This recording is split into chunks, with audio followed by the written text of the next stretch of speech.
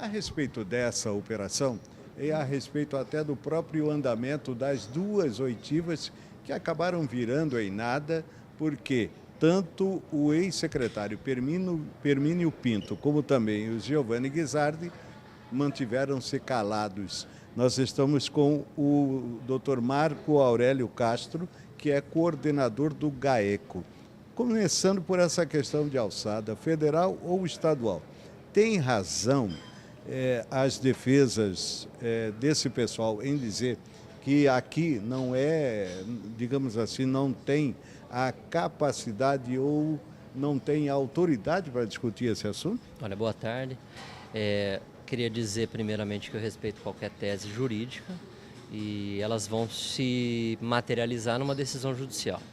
O que o GAECO pode expor acerca desse fato é que, primeiro, isso não é surpresa para nós, essa tese, até porque nós já havíamos pensado nisso lá atrás, mas não cabe a nós alegarmos isso. O grande cenário era, nós tínhamos aquela reunião filmada, nós tínhamos um procedimento investigatório e nós deflagramos a primeira fase da Operação Rêmora. E o porquê que houve a busca e apreensão na SEDUC? Porque os processos licitatórios que estavam sendo o alvo desta quadrilha, eles estavam fora do sistema público, ou seja, os próprios criminosos que estavam na Secretaria de Educação, eles não colocaram o sistema ali para dificultar uma apuração, uma responsabilização. Então nós fizemos a primeira fase de ingresso do GAECO lá e obtenção de prova. Com essa primeira fase nós colhemos todos os processos licitatórios que eram alvo dessa quadrilha, ou seja, o desejo dessa quadrilha.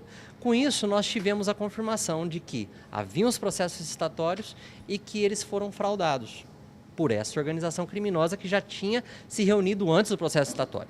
Pois bem, com isso nós descobrimos que dos 12 processos licitatórios, 12 contratos alvo dessa quadrilha, 5 haviam previsões no plano de trabalho de verba federal, previsão.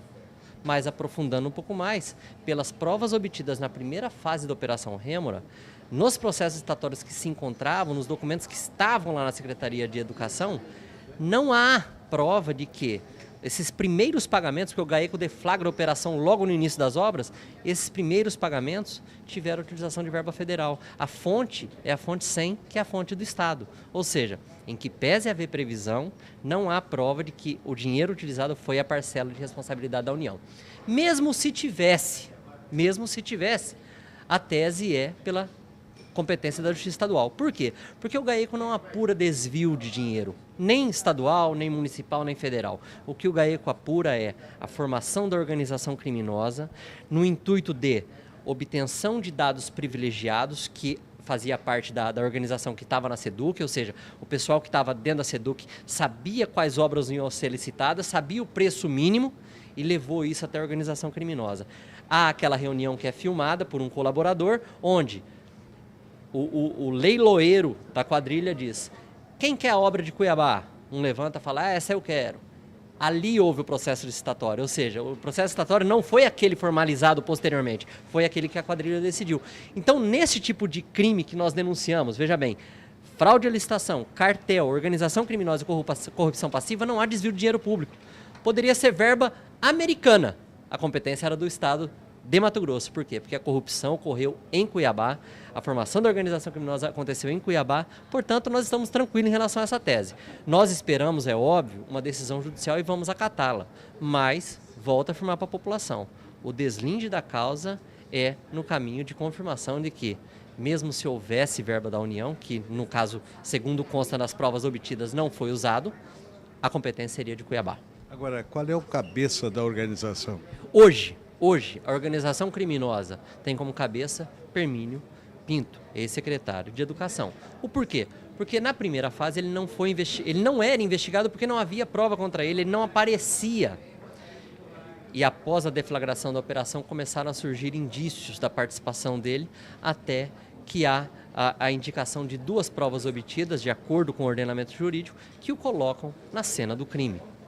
Então, hoje, para o GAECO, Permínio é a autoridade máxima dessa organização criminosa formada no âmbito da SEDUC. Guisardi aparece como? Segundo homem.